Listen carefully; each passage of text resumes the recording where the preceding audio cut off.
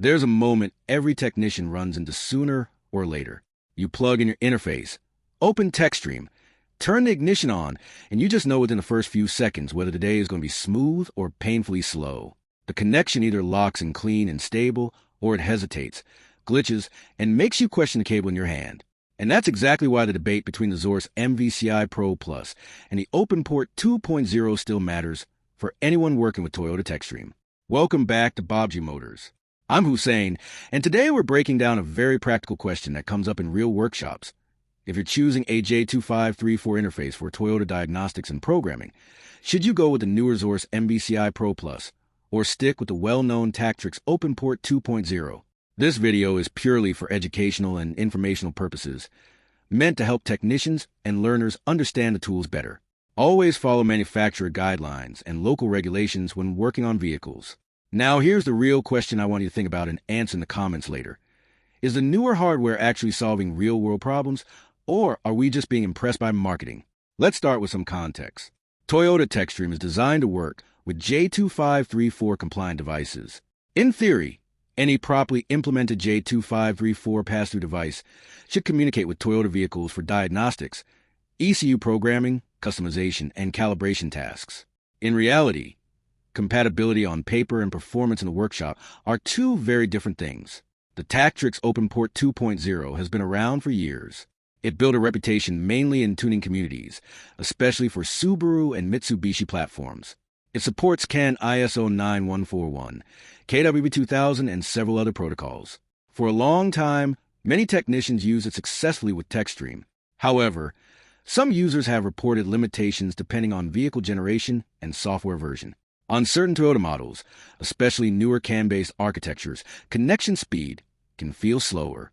In some cases, users describe intermittent communication drops or minor software bugs during longer sessions. That doesn't mean the device is unusable. It simply means performance can vary depending on firmware version, driver setup, Windows compatibility, and the exact Techstream build being used. Now let's talk about the Xhorse MVCI Pro Plus, the newer black J2534 cable from Xhorse. This device is marketed as having full protocol support, including CAN FD on support firmware ISO 9141, KWP, J1850 PWM and VPW, and additional extended protocols depending on configuration. In practical use, technicians report that the MVCI Pro Plus tends to establish faster initial communication with Techstream compared to older Openport setups. The handshake between the vehicle and the software often feels more immediate for live data streaming, especially when monitoring multiple PIDs at once. Users describe a smoother refresh rate. One important distinction is driver stability and active development. Xhorse continues to update firmware and drivers for the MVCI Pro Plus, and that can make a noticeable difference when dealing with newer vehicles. As Toyota platforms evolve, especially with more advanced gateway systems and security layers, hardware that receives ongoing updates has a clear advantage. Another interesting point from user feedback is cross-platform usage. While our focus today is Toyota Techstream, some technicians report that the MVCI Pro Plus works well with other OEM software environments, such as Mazda IDS and PSA Diagnostics. That broader compatibility adds value for workshops handling multiple brands. The Openport 2.0, while capable, was not originally designed with wide dealership-level OEM integration as its primary focus. It shines in tuning and reflash applications, but in dealership-style diagnostics, some users feel it has more limitations. Let's address the protocol conversation directly. Some early or cloned Openport units have been known to lack complete protocol implementation or have firmware inconsistencies. That's where confusion often starts. An original, genuine Tactrix Openport 2.0 is far more stable than cheap clone variants floating around the market. Many complaints people attribute to Openport are actually related to unofficial copies. On the other hand, the Xhorse MVCI Pro Plus is built specifically to compete in the J2534 pass-through market for OEM diagnostic software, and its protocol coverage is designed to be comprehensive out of the box. When it comes to Techstream specifically, stability matters more than theoretical protocol lists. If you are performing ECU reprogramming, immobilizer functions, or calibration resets, the last thing you want is a communication drop mid-process.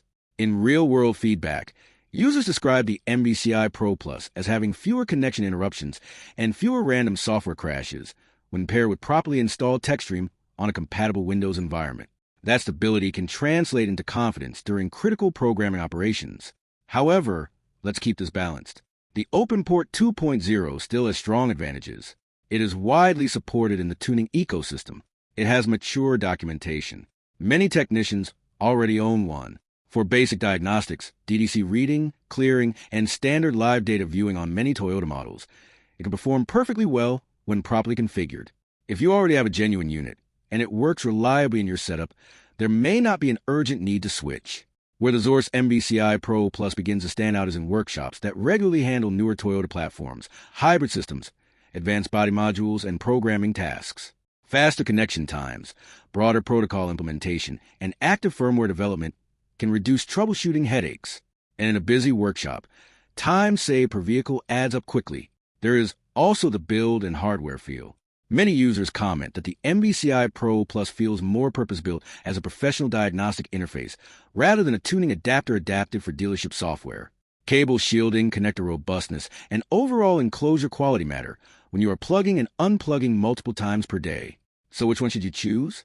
If your primary use is Toyota Techstream for diagnostics and programming, and you want a device that aligns closely with dealership-style operations and continues to receive updates, the Xhorse MVCI Pro Plus appears to offer a smoother and more stable experience based on real user feedback.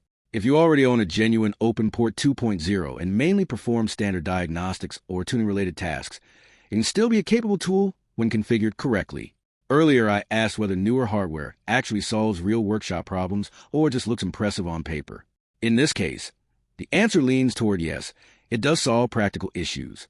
Improved communication stability and faster connection times are not marketing hype if they reduce failed sessions and save real minutes during programming.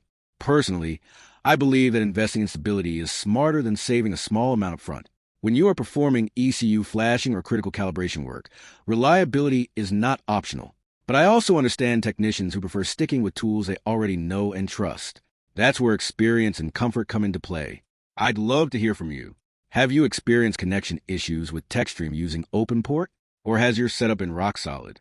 And if you switched to the Xhorse MVCI Pro Plus, did you actually notice a difference in speed and stability, or was it marginal? Drop your real-world feedback in the comments so other technicians can benefit. Here's one practical tip before we wrap up. Regardless of which interface you use, always install the correct driver version, disable unnecessary background applications on your diagnostic laptop, and use a stable power supply on the vehicle during programming. Many cable problems are actually laptop power management or voltage fluctuation issues.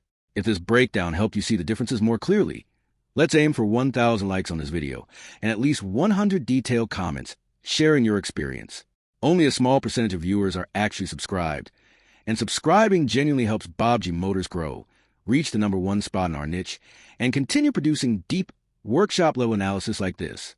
These in-depth comparisons take real time, testing, and effort. Your likes, shares, and subscriptions directly support that work. If you decide to purchase any of the tools discussed, and they're linked in the description, those may include affiliate links, which means the channel earns a small commission at no extra cost to you. It's completely transparent and helps keep this content coming. Thanks for spending your time here. Keep sharpening your diagnostic skills. Keep investing in the right tools. And as always, happy diagnosing.